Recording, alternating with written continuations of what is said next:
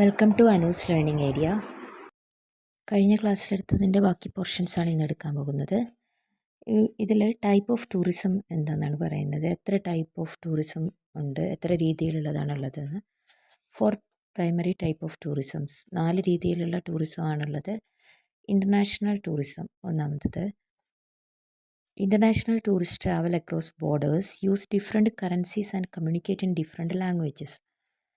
അന്താരാഷ്ട്ര ടൂറിസം, ഇവിടെ യാത്ര ചെയ്യുന്ന ആളുകൾ രാജ്യത്തിൻ്റെ ബൗണ്ടറി കടക്കുകയും ഇവിടെ ഫോറിൻ കറൻസീസും ഉപയോഗിക്കുകയും പലതരത്തിലുള്ള ഓരോ രാജ്യത്ത് പോകുമ്പോൾ ആ രാജ്യത്തെ ഭാഷകൾ ഉപയോഗിക്കുകയും ചെയ്യുകയാണെങ്കിൽ അത്തരത്തിലുള്ള ടൂറിസത്തിനെ അന്താരാഷ്ട്ര ടൂറിസം അല്ലെങ്കിൽ ഇൻ്റർനാഷണൽ ടൂറിസം എന്ന് പറയാം. നമുക്ക് larger countries have more attractions necessitating longer journeys. വലിയ വലിയ രാജ്യങ്ങളാകുമ്പോൾ ഡിസ്റ്റൻസ് കൂടുതലുള്ള രാജ്യത്തേക്കാണ് പോകുന്നതെങ്കിൽ ട്രാവൽ കൂടുതലായിരിക്കും. അതേപോലെ തന്നെ കൂടുതലായിട്ടുള്ള അട്രാക്ഷൻസും ആ ഏരിയയിൽ ഉണ്ടാകും. സ്മോളർ കൺട്രീസ് ആയിട്ടുള്ള Netherlands, Bangladesh, Nepal, Sri Lanka have very short crossing distance to neighbouring countries. നമ്മുടെ രാജ്യത്ത് നിന്ന് ഇപ്പോൾ ഈ പറഞ്ഞ സ്ഥലങ്ങളിലേക്കൊക്കെ പോകുകയാണെങ്കിൽ ദൂരം കുറവായിട്ട് നമുക്ക് പോയി വരാൻ കഴിയുമെന്നാണ് പറയുന്നത്. ദൂരം ഉണ്ട്, പക്ഷെ കമ്പയർഡ് ടു അതർ കൺട്രീസ് ഇത് കുറവാണ്. ഇതാണ് ഇൻ്റർനാഷണൽ ടൂറിസം എന്ന് പറയുന്നത്, രാജ്യത്തിന് പുറത്തേക്ക് പോകുന്നത്. അടുത്ത ടൈപ്പ് ഓഫ് ടൂറിസമാണ് ഡൊമസ്റ്റിക് ടൂറിസം, ആഭ്യന്തര tourism. Domestic tourism refers to travelling within one's home country without the need for passport, visas or currency conversions. ആഭ്യന്തര ടൂറിസത്തിൻ്റെ ഒരു പ്രത്യേകത, ടൂറിസ്റ്റ് നമ്മുടെ രാജ്യത്തിനകത്ത് തന്നെ യാത്ര ചെയ്യുകയാണെങ്കിൽ അതിനെ ആഭ്യന്തര ടൂറിസം എന്ന് പറയാം. രാജ്യത്തിനകത്തായതുകൊണ്ട് തന്നെ ഇവിടെ പാസ്പോർട്ടോ വിസയോ നമ്മുടെ കയ്യിലുള്ള കറൻസി കൺവേർട്ട് ചെയ്യേണ്ട ആവശ്യമോ വരുന്നില്ല. നമ്മുടെ രാജ്യത്ത് റുപ്പിയാണ്, അതുകൊണ്ട് തന്നെ അത് തന്നെ ഉപയോഗിക്കാം. നമുക്ക് മറുനാടുകളിലേക്ക് പോകുമ്പോൾ മാറ്റി ഉപയോഗിക്കേണ്ടതായിട്ട് വരും. ഇവിടെ ആ പ്രശ്നം ഉണ്ടാവുന്നില്ല. Its growth is more noticeable in large countries such as India, where living standards are rising. The distinction between these two type of blurs as international travel become more accessible. India പോലെയുള്ള രാജ്യങ്ങളിൽ ഇപ്പോൾ tourism വളരെയധികം വളർന്ന് വളരെ വികസിച്ചിരിക്കുകയാണ്.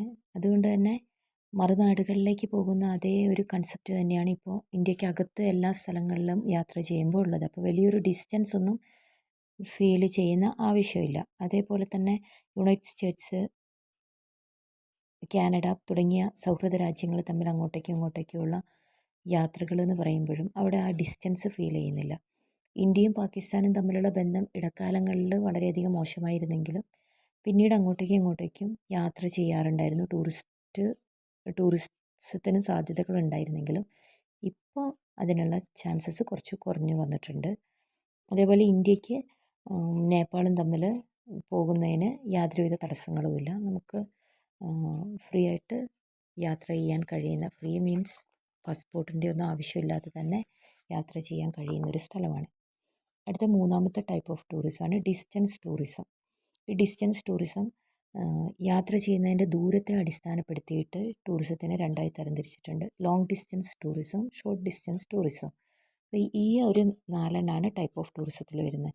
Long distance tourism എന്ന് പറഞ്ഞിട്ടുണ്ടെങ്കിൽ journey of more than 3000 kilometres, 3000 കിലോമീറ്ററിനേക്കാൾ അധികം യാത്ര ചെയ്യുകയാണെങ്കിൽ അത് ലോങ് ഡിസ്റ്റൻസ് ടൂറിസം. 3000 കിലോമീറ്ററിനേക്കാൾ കുറവാണെങ്കിൽ അത് ഷോർട്ട് ഡിസ്റ്റൻസ് ടൂറിസം എന്നാണ് അതിനെ പറയുന്നത്. Tourism can be viewed geographically as local, regional, national or global. Tourism എന്ന് പറയുന്നത്, വിനോദസഞ്ചാരം എന്ന് പറയുന്നത്, അത് പ്രാദേശിക പ്രദേശമാകാം, റീജിയണൽ ആകാം, നാഷണൽ ആകാം, ലോകം മൊത്തം ആകാം. അപ്പോൾ അതിൻ്റെ അടിസ്ഥാനത്തിലാണ് ടൂറിസത്തിനെ ക്ലാസിഫൈ ചെയ്തിരിക്കുന്നത്. Tourist flow can occur in various directions depending on factors such as land availability, appropriate sites and favourable environments. വിനോദസഞ്ചാരികളുടെ പ്രവാഹം പല ഏരിയകളിൽ നിന്നായിരിക്കാം. അവർ തിരഞ്ഞെടുക്കുന്ന സ്ഥലങ്ങളും പല ഡയറക്ഷൻസ് ആയിരിക്കും. ലോകത്തിലെ ഏത് ഭാഗത്തേക്ക് വേണമെങ്കിലും അവർക്ക് ഏത് സ്ഥലം കാണണമെന്നും അവർക്ക് നിശ്ചയിക്കാം.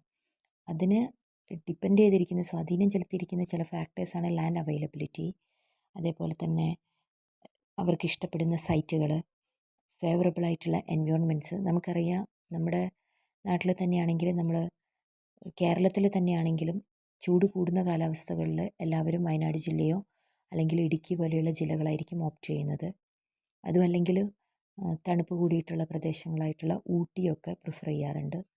അപ്പം അതിലൊക്കെ ഒരു മാറ്റം വന്നിട്ട് എല്ലാവരും നോർത്ത് ഇന്ത്യയിലുള്ള മൗണ്ടെയ്ൻസും അതേപോലെ തന്നെ തണുത്ത പ്രദേശങ്ങൾ കുളു മണാലി പോലെയുള്ള കാശ്മീർ പോലെയുള്ള സ്ഥലങ്ങളാണ് സെലക്ട് ചെയ്യുന്നത്. അവിടെ എൻവയോൺമെൻറ്റിന് വളരെയധികം ഒരു സ്വാധീനം ചെലുത്തുന്നുണ്ട്. നേരെ തിരിച്ചും ഉണ്ടാകാറുണ്ട്. At the regional and national levels the area expanse and tourist flows changes. റീജിയൻ്റെ വൈസായിട്ടും നാഷണൽ വൈസായിട്ടും ടൂറിസ്റ്റുകാരുടെ ഫ്ലോയിലും ചിലപ്പോഴൊക്കെ ചേഞ്ച് ഉണ്ടാകാറുണ്ട്. International tourism originates in tourist generating areas and its destinations are tourist destinations. അന്താരാഷ്ട്ര തലത്തിലാണെങ്കിലും ആഭ്യന്തര തലത്തിലാണെങ്കിലും ടൂറിസ്റ്റുകൾ ഉണ്ടാകുന്നത് എങ്ങനെയാണെന്ന് വെച്ചിട്ടുണ്ടെങ്കിൽ അവർ തിരഞ്ഞെടുക്കുന്ന സ്ഥലത്തിനെ അനുസരിച്ചായിരിക്കാം. അവർ ഏത് രീതിയിലാണോ വരാൻ ഉദ്ദേശിക്കുന്നത് എന്നുള്ളതായിരിക്കാം. പ്ലേസസ് ഓഫ് ലെഷർ, ചിലപ്പോൾ ഒരു ലെഷർ ആക്ടിവിറ്റീസിനായിരിക്കാം, ചിലപ്പോൾ എക്സ്പ്ലോർ ചെയ്യാനായിരിക്കാം, പുതിയ പുതിയ കാര്യങ്ങൾ കണ്ടെത്താനായിരിക്കാം, കൾച്ചറൽ എക്സ്പീരിയൻസ് ആയിരിക്കാം, ഈ അവർ എത്തിപ്പെടുന്ന സ്ഥലത്തെ സാമൂഹിക സാഹചര്യങ്ങൾ എങ്ങനെയാണ്, അവിടുത്തെ സംസ്കാരം എന്താണെന്ന് പഠിക്കാൻ, ചിലപ്പോൾ റിലാക്സേഷൻ ആയിരിക്കാം. അടുത്തതാണ് attracting visitors with attractions like historical sites, natural landscapes or modern entertainment centres. ചിലപ്പോഴൊക്കെ ചില അട്രാക്ഷൻസ് ഉണ്ടാകും. ചരിത്രപ്രധാനമായ സ്ഥലങ്ങൾ കാണണമെന്നോ അല്ലെങ്കിൽ പ്രകൃതിപരമായിട്ടുള്ള ആസ്തറ്റിക് പ്രഷർ തരുന്ന സ്ഥലങ്ങൾ കാണാൻ വേണ്ടിയിട്ടോ. അതേപോലെ തന്നെ ഇപ്പോൾ കണ്ടുവരുന്നതാണ് മോഡേൺ എൻ്റർടൈൻമെൻറ്റ് സെൻറ്റേഴ്സ്, അമ്യൂസ്മെൻറ്റ് പാർക്സൊക്കെ അതിൽ വരുന്നത്. അപ്പോൾ ഓരോ ടൂറിസ്റ്റിനും പല രീതിയിലുള്ള ഇൻറ്റൻഷൻസ് ആയിരിക്കും ഉണ്ടായിരിക്കുക. അവർ കാണാൻ വരുമ്പോൾ ചിലർ ഒന്ന് റിലാക്സ് ചെയ്യാനായിട്ടായിരിക്കും വരുന്നത്. അങ്ങനെയുള്ള ആളുകൾ ചിലപ്പോൾ ലാൻഡ്സ്കേപ്സ് ആയിരിക്കും തിരഞ്ഞെടുക്കുക ഫാമിലിയുടെ കൂടെ ചിലവഴിക്കാൻ വേണ്ടിയിട്ട്. ചിലർക്കൊന്ന് നന്നായിട്ടൊന്ന് നമ്മളെ ഈ മോഡേൺ ടൈംസിൽ പറയണമെന്ന് അടിച്ചു പൊളിക്കുക എന്ന് പറയുന്ന സിറ്റുവേഷൻ ആണെങ്കിൽ അവർ അമ്യൂസ്മെൻറ്റ് പാർക്സ് ആയിരിക്കും സെലക്ട് ചെയ്യുന്നത്. എക്സ്പ്ലോർ ചെയ്യാൻ വേണ്ടിയിട്ട് ഇഷ്ടപ്പെടുന്നവരുണ്ടാകും. അങ്ങനെയുള്ളവർ അഡ്വഞ്ചറസ് ടൂറിസമൊക്കെ സെലക്ട് ചെയ്യുന്നവരുണ്ട്. അപ്പോൾ അവർ ഓരോരുത്തരുടെയും ഇൻറ്റൻഷൻസ് വ്യത്യാസപ്പെട്ടിരിക്കുന്നു. അതിനനുസരിച്ചിട്ട് ടൂറിസത്തിൻ്റെ ഏരിയയും വ്യത്യാസപ്പെട്ടിരിക്കും. Countries like the United States, Germany and China are some of the largest tourist generating areas. United സ്റ്റേറ്റ്സും ജർമ്മനിയും ചൈനയൊക്കെ ഇതുപോലെ ടൂറിസം ജനറേറ്റ് ചെയ്യുന്ന വലിയ രാജ്യങ്ങളാണെന്നാണ് പറയപ്പെടുന്നത്. Transit routes between the two areas influences size and directions of tourist traffics. Dominant directions of tourist flow on a global scale is determined by the origin and destination areas locations. പ്രദേശങ്ങൾക്കിടയിലുള്ള അകലവും ഏറ്റവും പെട്ടെന്ന് എത്തിച്ചേരാൻ പറ്റുന്ന സ്ഥലങ്ങളും ഇതൊക്കെ ഈ ലൊക്കേഷൻസും ഒക്കെ ടൂറിസ്റ്റുകളെ സ്വാധീനിക്കാറുണ്ട്. അപ്പം ടൈപ്പ് ഓഫ് ടൂറിസം എന്ന് പറയുന്നത് 4 എണ്ണമാണ്. ഇൻ്റർനാഷണൽ ടൂറിസം, ഡൊമസ്റ്റിക് ടൂറിസം, ഡിസ്റ്റൻസിൻ്റെ ഫോമിൽ വിദൂരതയുടെ അല്ലെങ്കിൽ ഡിസ്റ്റൻസ് എന്ന് പറഞ്ഞിട്ടുണ്ടെങ്കിൽ അറിയാലോ നിങ്ങൾക്ക്, അതിൻ്റെ അടിസ്ഥാനത്തിൽ ലോങ് ഡിസ്റ്റൻസ് എന്നും ഷോർട്ട് ഡിസ്റ്റൻസ് എന്നും രണ്ടായി തരംതിരിച്ചിട്ടുണ്ട്. അങ്ങനെ ടോട്ടൽ 4 ടൈപ്പ് ഓഫ് ടൂറിസം ആണ് ഇവിടെ വരുന്നത്.